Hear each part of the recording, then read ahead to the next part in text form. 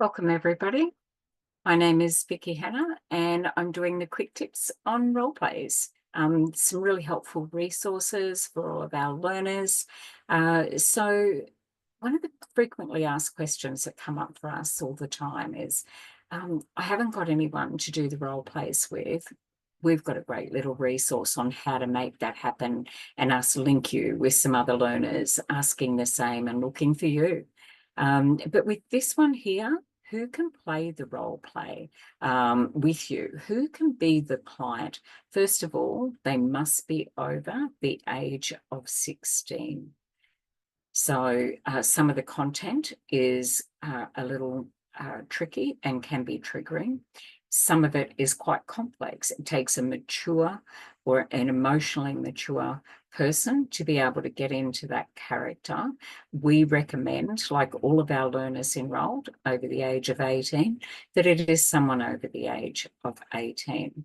So it needs to be someone who can read, someone who can understand maybe the issue that's in the scenario, someone that you have looked after and given them the instructions. It can be someone right there with you in the same room, or it can be somebody that you're doing this with in a recording like an MP4. That might be how you set up your video recording, and both of you will be on the screen at the same time. And it will be somebody who can get into the character and play that role enthusiastically. So a little tip about that: if you've got nobody to play the client for you, no problem. There are lots of learners who are looking for clients or for someone to play the clients and get into that scenario with you. So it could be another learner. It could be family, or it could be friends, or it could be someone in your workplace.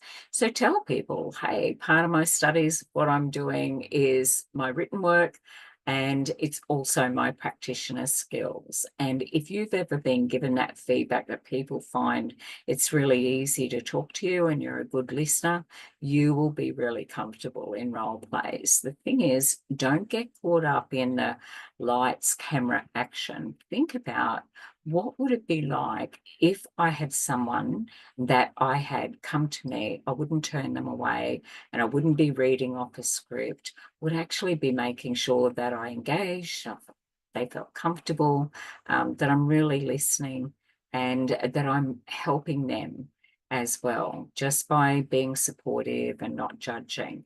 Half of your role play is your micro skills. And I'll do a brief resource on how do we mark them? What are we actually looking for? So there might be small groups. We can link you with others, or you can grab a few from classes and organise that. Exchange your emails in the time we're in a breakout room, or your trainer is not recording. If you cannot make it to classes in real time, then contact lso@haiderinstitute.edu.au.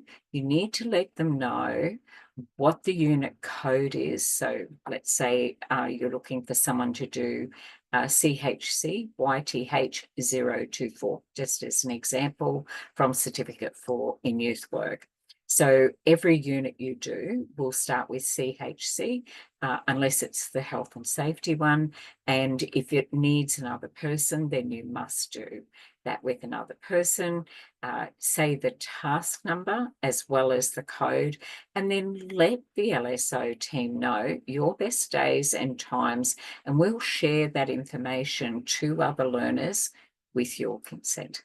Okay, so no problem. There's plenty of people in the Haida learner community, and they're all going to be doing role plays. It's part of the study, part of the qualification under the national framework.